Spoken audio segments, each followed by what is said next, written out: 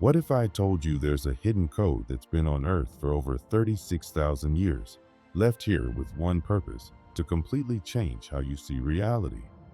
This isn't a theory or a metaphor. It's real. And this code is kept in something called the Emerald Tablet, an ancient, unbreakable artifact written by a powerful being that existed long before ancient Egypt, the Bible, or any known history. This being, called Thoth, wasn't just a god or a myth. He was a real figure, a guardian of this deep wisdom. He didn't just write down knowledge. He created a special language that can wake up forgotten parts of your soul. And now, it might be reaching out to you. But be aware, this code doesn't show itself to everyone. It only activates in people who are ready. If this message found its way to you, maybe your time has come. So keep reading. You're about to find out why this teaching was hidden for so long and what happens when it's finally awakened inside you.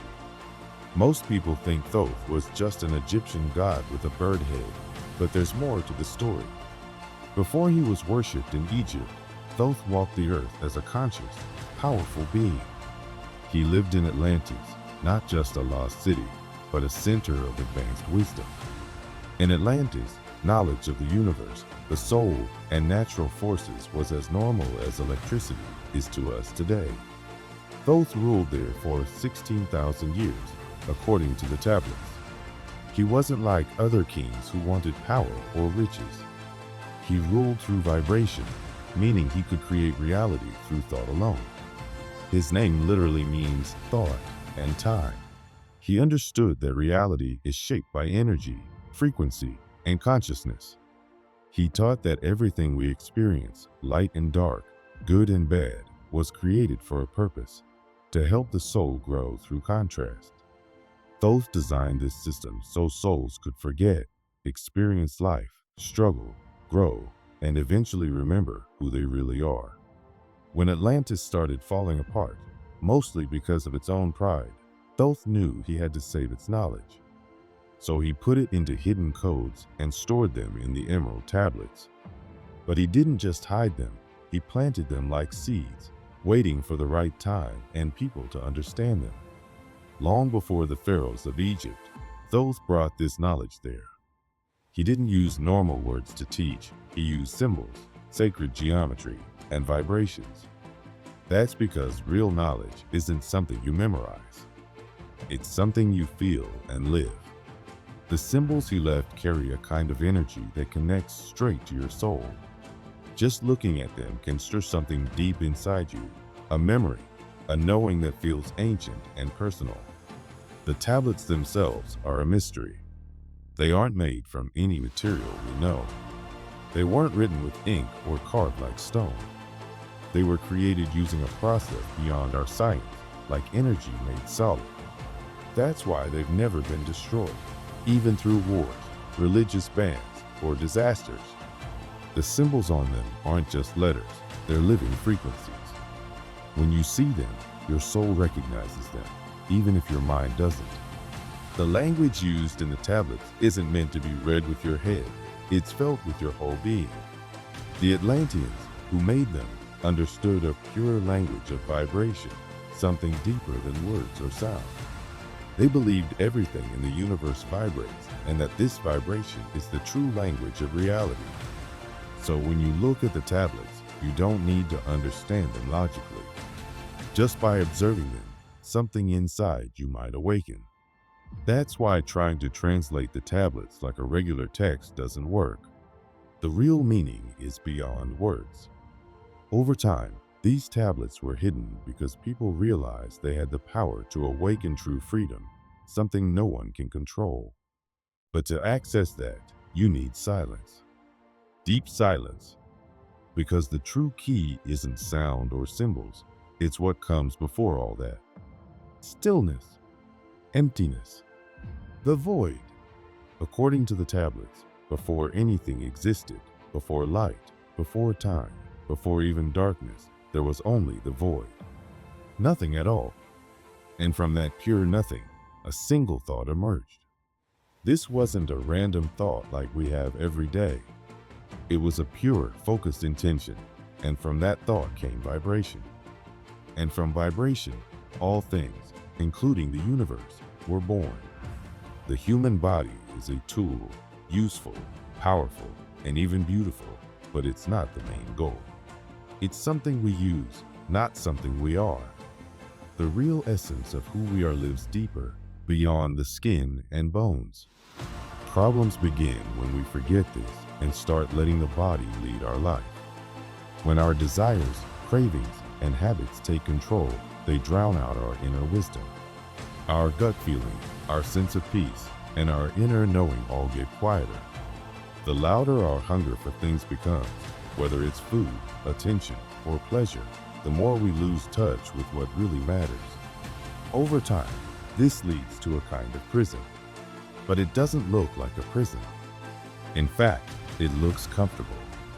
It feels good, even exciting at times. That's what makes it tricky. It disguises itself as happiness, success, or growth.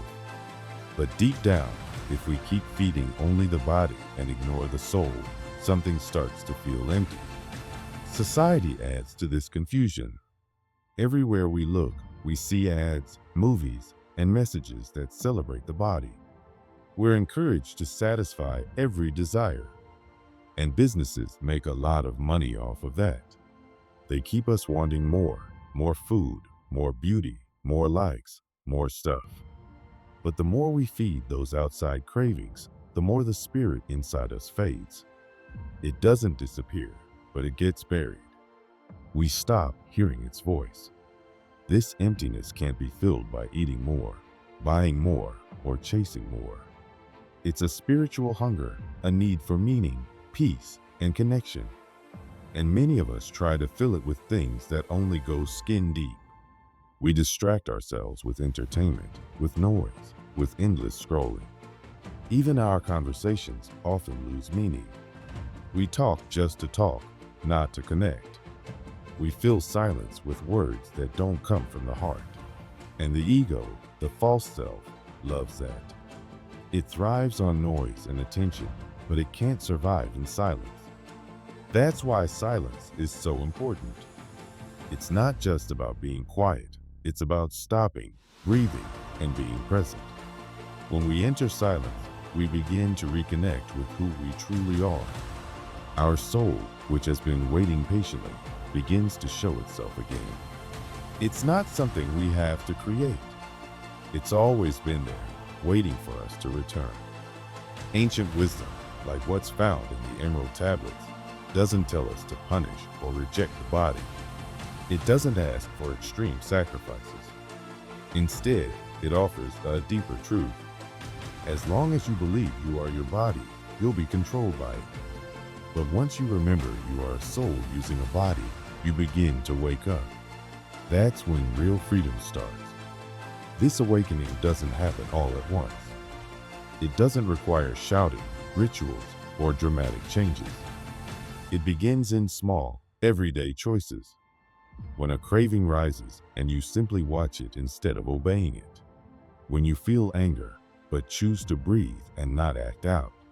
When you're about to speak, but choose silence instead. In those moments, your soul gets stronger. You stop reacting like a machine and start responding with awareness. But here's something many people miss. The body itself is not the enemy. In fact, once you stop letting the ego use it, the body becomes a powerful tool for awakening. It can become a temple, a sacred space where the soul lives and grows. This idea inspired great ancient works like the Great Pyramid of Egypt. Many believe it was just a tomb, but that's not the full story. It wasn't built to celebrate death or kings.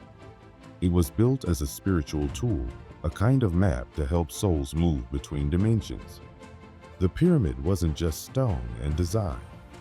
It held sacred geometry, chambers tuned to certain vibrations, and alignments that matched the energy system of the human body. Every angle and proportion was placed with purpose, like musical notes in a spiritual song. This design wasn't just meant to last thousands of years. It was meant to guide souls. But to follow that map, we must first pass through the most difficult gate, our own mind. The halls of Amenti, spoken of in ancient texts, aren't literal underground rooms. They're not hidden under the pyramids guarded by golden statues. The real Amenti is not a place at all, it's a state of being. It's a higher vibration of consciousness, a space within where your soul meets its true self. You can't get there with a plane ticket. You get there by shedding fear, guilt, ego, and attachment. In that space, there is no outer judgment, no courtrooms or punishments. Instead, you see yourself clearly, without filters, without stories, without the roles you've played in this life. You face the truth of who you've been, and that can be more challenging than any punishment. What stays with you in that place is what you've built in silence, your intentions, your energy, your awareness. The soul's journey doesn't stop when the body dies. It continues, and ancient builders like Thoth knew that. That's why they designed the pyramid with sacred symbols and structures that match the soul's journey. Each part of the pyramid, from the base to the top, echoes parts of the human energy system. It's as if every stone carries a message, every corner a vibration, designed to guide the soul upward. But to reach those higher states, you must overcome the ego's grip. You can't take fear or doubt with you into Amenti. You must have already let them go, already died to your old self, and been reborn in silence. That's why many seek these higher states, but few find them. The path isn't blocked by walls. It's hidden by our own blindness. The truth is, these portals still exist. Not in a physical sense, but in energy. You won't find them on maps. They don't glow or shout for attention. They resonate quietly in sacred places, and also within your own heart. To find these portals, you don't need to travel far. You need to go inward. A purifying body, a still mind, and a heart that's fully awake. These are the real keys. And if that still feels out of reach, it's worth asking yourself, what's really standing in my way? What am I afraid to let go of? The answer might surprise you, and it might lead you to one of the oldest teachings in the Hermetic tradition, a phrase you've probably heard before. As above, so below. As below, so above. This isn't just about symmetry or balance. It's about connection. It means that the invisible world, thoughts, feelings, intentions, is directly linked to the visible world, events, experiences, and outcomes. What happens inside you doesn't stay inside. Your energy echoes outward and shapes your reality. It's not magic. It's not superstition. It's energetic truth. Think of your consciousness like a radio tower. Whatever you send out, love, fear, gratitude, anger, comes back to you in some form. Not because the universe wants to punish or reward you, but because it's precise. It mirrors your energy. If you think constantly about scarcity, loss, or fear, you'll find those things reflected around you. If you focus on growth, love, and peace, your reality shifts to match. The Emerald Tablets weren't written to sound mystical. They were giving us a clear map of how life works. Nothing starts in matter. Everything begins in the invisible, in thought, intention, and energy. Life is a mirror, and that mirror doesn't show what you wish for. It shows what you are. That's why real change doesn't start outside. It starts within. Trying to change your life without changing your energy is like trying to fix your reflection without touching your face. The phrase, as above, so below, gives you two things, power and responsibility. It tells you that your inner world creates your outer world. Your thoughts and feelings aren't just private, they shape the world around you. Many people try to force change, to push the outside world to behave differently, without ever looking inward. But if you don't shift your frequency, nothing truly changes. You might fix one problem, only for another to take its place. But what if you stopped blaming the outside world and started using it as a mirror? What if every setback was just showing you where you still need to grow?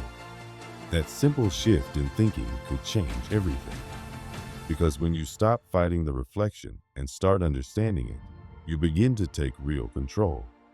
You begin to align with your soul. And in that alignment, the doors to amenti, to higher awareness, to true peace, begin to open. This key is available to everyone, but it only works if you use it with honesty and presence, not just as a nice idea, but as a way of life. It's not enough to just repeat a powerful phrase or idea. Real transformation doesn't happen just because you've read something inspiring or memorized wise words. You have to live it. You have to feel the truth of it in your body, in your heart, and in your daily life. You test it out. You make mistakes. You learn. Slowly, that idea becomes part of who you are. And as that change grows inside you, something strange and beautiful starts to happen. The world around you begins to change too. Life stops feeling like a series of random events. You begin to notice patterns, coincidences that feel too perfect to be accidents, moments that seem to line up exactly when you need them. It's like the universe is speaking to you, responding to you. And in a way, it is, because the outside world often mirrors your inner world. What you carry inside starts showing up outside. But before this shift happens in the world around you, it has to happen within you. There's a hidden space inside each of us, a quiet, deep place where your spirit and your physical life come together. That's where real change begins. It's a kind of inner alchemy, a transformation of your energy, your emotions, your beliefs. And it doesn't always feel good. In fact, it often feels hard, messy, uncomfortable. Many ancient teachings speak about this. They say we need to separate the dense from the subtle. What does that mean? Think of the dense as all the heavy stuff you carry, old habits, limiting beliefs, emotional pain, reactions you don't even think about anymore. The subtle is your pure awareness, the light, the clarity, the calm knowing underneath it all. Separating the two isn't just a poetic idea. It's a real, practical process. It takes effort and honesty. This inner work happens in what some call the laboratory of the soul. You have to look at your own patterns, your fears, your emotional wounds, your reactions. You start to notice the behaviors and beliefs you've been repeating for years, maybe without realizing. That's the earth in you, the solid, stuck parts. But you also have fire, your consciousness, your awareness. That fire helps you see clearly and burn away what no longer serves you. It takes courage to face this. You have to be willing to sit with your pain, to feel the emotions you've pushed down, to notice where your energy still feels blocked or heavy. That weight might come from childhood pain, anger you never expressed, fear that shaped your choices, or desires that have pulled you off center. These layers make your energy feel dense, unclear. And as long as they're there, you can't fully shine. But once you begin to release those layers, little by little, your energy lightens. Your vibration rises. And when your vibration changes, your life begins to reflect that shift. Not because you forced anything to change, but because you became more aligned with your truth. This is the path of the inner alchemist. It's the journey of rising from the dense, heavy parts of yourself to a lighter, clearer state of being. When you touch that clarity, something shifts deep inside. You feel calm, but strong, present, but not overwhelmed. It's a kind of lightness that has roots, real, grounded peace. But real transformation isn't just about rising up. It's also about coming back down, bringing that clarity and presence into your everyday life. It's not enough to have moments of insight or peace during meditation. The true test is, can you carry that peace into your work, your relationships, your choices. That's when real alchemy happens, when you live the truth you've discovered. Your words become more thoughtful, your actions more intentional. Even your silence can hold healing energy. You don't have to try so hard. You just are, and people can feel the difference. At a certain point, if you keep walking this path, something deeper opens. You begin to feel connected to something beyond time, something timeless and infinite. Some call it immortal consciousness. It's not about never dying. It's not about escaping life. It's about remembering who you truly are, a soul that's always been here, moving through many forms, many experiences. This kind of awareness doesn't wait for the afterlife. It starts now, in the way you live, in the choices you make. It shows up when you stop trying to fit in and start living from your truth. When you stop betraying yourself just to be accepted. When you stay loyal to what you know is right for you, even if no one else understands. The ancient figure Thoth is said to return in the flesh, but this doesn't mean a person coming back from the past. It's a riddle. It means the consciousness he carried, a state of pure, awakened awareness, can come alive in anyone. In you. In anyone ready to receive it. But to hold that kind of energy, your body has to be prepared. Not perfect, but clear. Your energy field needs to be strong enough to hold that light. If you still carry too much inner conflict, unresolved pain, or unhealed trauma, that light will be too much. It won't stay. That's why the true work starts with purifying your inner world, building a space inside you that can hold this higher energy. This is what separates someone who just reads spiritual ideas from someone who lives them. A seeker learns, but an initiate becomes. Before that energy can fully move through you, there's one more step. Your body, your energy, your whole being has to be tuned. It has to vibrate with the same energy as the source. This isn't about learning more words or facts. It's about aligning your vibration, something you feel more than you understand. This is one of the most powerful teachings hidden in ancient wisdom. You don't need to wait for a teacher to appear or a sign from the sky. The return of this consciousness happens inside you when your vibration is ready. When you live with truth, clarity, and presence, you become a living mirror of that higher consciousness. And when a soul reaches this level, everything around it begins to shift. People feel it. Places respond. The soul becomes like a tuning fork, subtly affecting everything it touches. Not through force, but through frequency.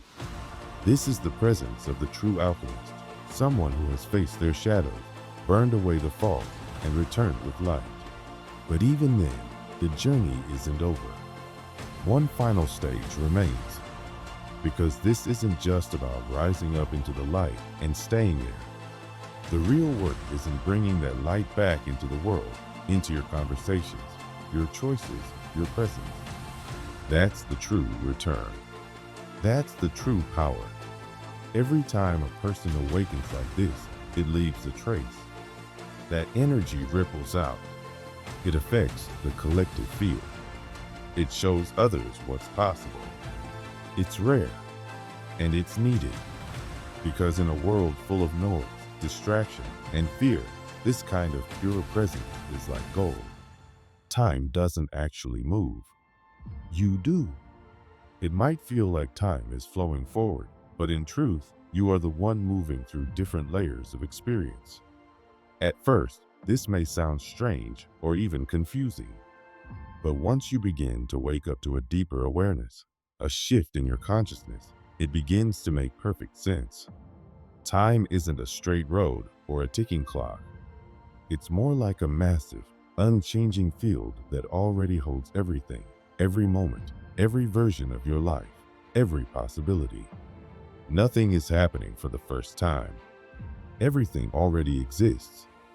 What moves is your awareness, your focus, your consciousness. Imagine a huge temple filled with infinite rooms. Each room contains a moment, a memory, a version of you. When you're unaware of your spiritual nature, it feels like you're being pushed from one room to the next by something called time. But when you become more conscious, you realize that you're the one walking. You're the one shifting from one room to another. And what determines which room you end up in? Your energy, your vibration. That vibration is shaped by your thoughts, your emotions, and your choices. When your energy stays the same, you keep visiting the same kinds of rooms. That's why life can feel repetitive. Maybe you've noticed how certain patterns or problems seem to come back again and again, no matter how much you try to change. It's not that life is repeating itself. It's that your energy is stuck in the same place. You're tuned into the same channel, so you keep watching the same show. The good news is, you don't need to force anything outside of you to change. You only need to change the signal you're sending out, and that starts with how you feel and think. Your soul isn't walking a straight path. It's moving in a spiral, slowly circling back to something ancient and true. That something isn't a place on a map. It's not a distant paradise. It's a frequency, your original state. The place where you feel fully yourself, fully alive, fully home. That's why sometimes, even when everything seems okay in your life, job, relationships, goals, something still feels like it's missing. That's your soul whispering, reminding you that comfort isn't the goal. Remembering is. You don't need to do anything complicated to begin the journey back to that place. It can start with just 5 minutes of silence a day. Close your eyes. Put your hand on your heart. Breathe deeply and say silently to yourself, I'm going home. This little ritual, if done with full presence, begins to reconnect you with the truth of who you are. Over time, it strengthens your intuition, your calm, and your sense of purpose. As you begin this inner journey, something else becomes important, letting go of what weighs you down. Emotions like resentment, jealousy, guilt, and fear aren't just heavy. They distort your signal. They cloud your vibration. You don't need to fight them. Just recognize them. Feel them. Then say, I choose to release this and turn it into light. Even if you don't know how it will happen, the act of choosing is enough to begin the shift. Your energy will do the rest. Another step on this path is becoming honest and aligned. When what you say reflects what you truly believe, and when your actions follow your heart, your energy becomes clear and powerful. But when you say one thing and do another, or when you hide your truth to fit in or stay safe, you lose connection with your real self. And that disconnection can make everything feel out of place. When your thoughts, emotions, and actions line up, the world around you begins to shift. Not because the world is changing, but because your lens has cleared. The soul doesn't thrive in noise. It thrives in truth, in simplicity. You don't need to chase after big spiritual teachings or perform complicated rituals. Sometimes, the most powerful shift happens in the simplest moments. A quiet walk, a deep breath, the feel of the sun on your face. These small moments bring you back to what's real. And your soul knows what's real, even when your mind forgets. The most powerful truth of all is this: you were never separate. You were never alone. That's the greatest illusion we've been taught, that we have to search outside ourselves for connection, meaning, or salvation. But you've always been part of the whole. You've always been connected to the light. You just forgot. And now you're remembering. This world is going through a silent conflict. It's not a war with bumps or guns. It's a war of energy. A war between truth and lies, between presence and distraction, between love and fear. And this war isn't out there. It's inside each of us. Every time you choose awareness over autopilot or honesty over hiding, you strengthen the side of light. Every time you let fear decide your actions, you give power to the shadow. The choice is constant, and it's personal, The shadow isn't some evil force outside of you. It's the part of you that's been hurt, scared, or forgotten. It speaks in quiet thoughts of doubt and judgment. It keeps you stuck in habits and reactions that no longer serve you. But you don't defeat the shadow by fighting it. You heal it by meeting it with presence, with love, with calm clarity. You shine light on it by staying awake and aware. Being strong during these times doesn't mean being perfect. It means staying grounded in what's true for you. When the outside world gets noisy or chaotic, you become a peaceful center. You don't need to shout louder. You just need to hold a steady vibration. That's what wins this invisible war. Not more control, but more clarity. Not force, but presence. Some people will miss this turning point. They'll be too caught up in noise, too distracted by fear or entertainment or urgency. But others, and you may be one of them, will sense the shift. Not through something dramatic, but through a quiet inner knowing. A feeling that something deeper is calling. A door is opening, but only those aligned with its energy will see it. These doors of transformation don't open through effort. They open through resonance. That means you have to match their frequency. To do that, you need to live in harmony with the natural flow of life. Everything in this universe, even chaos, follows laws. These aren't laws made by people, but deep energetic truths. Things like vibration, rhythm, polarity, and balance. When you start to live by these principles, life doesn't get easier, but it does become more meaningful, more connected, more whole. You begin to notice that nothing is random. Every challenge is a message. Every setback is a nudge. You stop asking, why is this happening to me?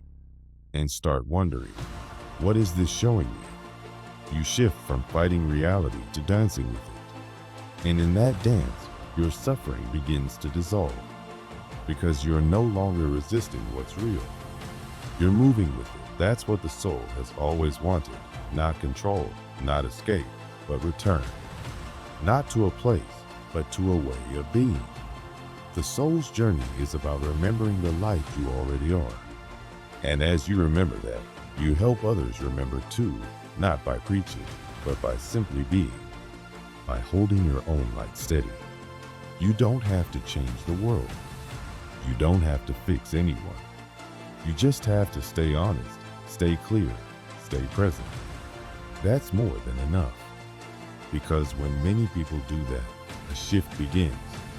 The field gets lighter, the energy clears, and the darkness that once felt overwhelming begins to fade.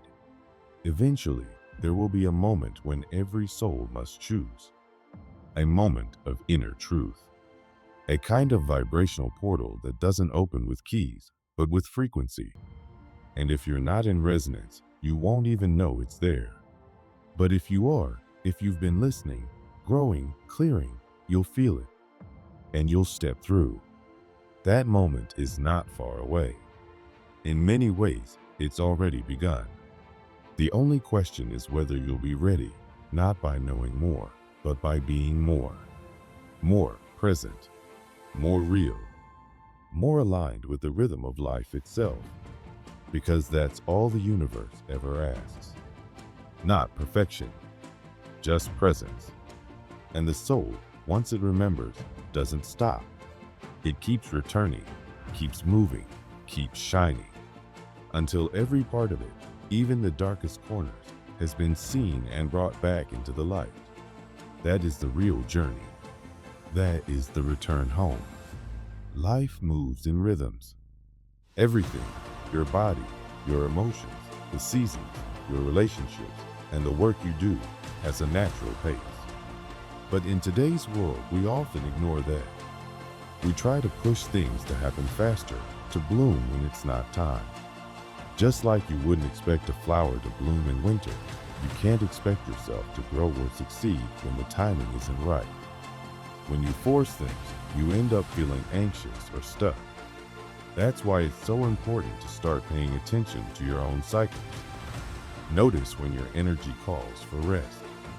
Notice when it wants to move. Learn to feel when it's time to let go. You don't need to fight these changes. When you begin to flow with your own natural rhythm, life starts to feel smoother. You become part of a larger dance, the rhythm of creation itself. Another powerful truth is that life is full of opposites. Light and dark, joy and pain, success and failure. These contrasts are not mistakes, they are part of growth. It's easy to think that pain is bad and pleasure is good, but both are important. If you try to run from pain or pretend it's not there, you're missing out on half of life. Every difficult emotion carries something valuable inside it. Every challenge can be a doorway to wisdom. When you stop resisting and start listening to what your pain is trying to teach you, you start to grow in a deep, real way. You no longer see challenges as punishments. You see them as part of your soul's training, like a workout for your spirit. You learn to trust both the highs and the lows, knowing they're helping you become more whole. Now, here's something many people miss. Your energy shapes your life. The way you feel, think, and act creates the world you live in. Think about it. If you want peace, but you're always tense and stressed, those peaceful experiences can't come in. If you dream of abundance, but are constantly worried about money, you're sending out the signal of lack. If you long for love, but keep walls around your heart, you're blocking connection. This doesn't mean you need to be perfect all the time. It just means becoming aware of what you're putting out. Take a breath. Feel what energy you're in right now. If it's not what you want to experience, don't get upset, just shift. Think of something that uplifts you. Listen to a sound that calms you. Remember a time you felt connected. Your energy changes not because you force it, but because you choose to bring in something better.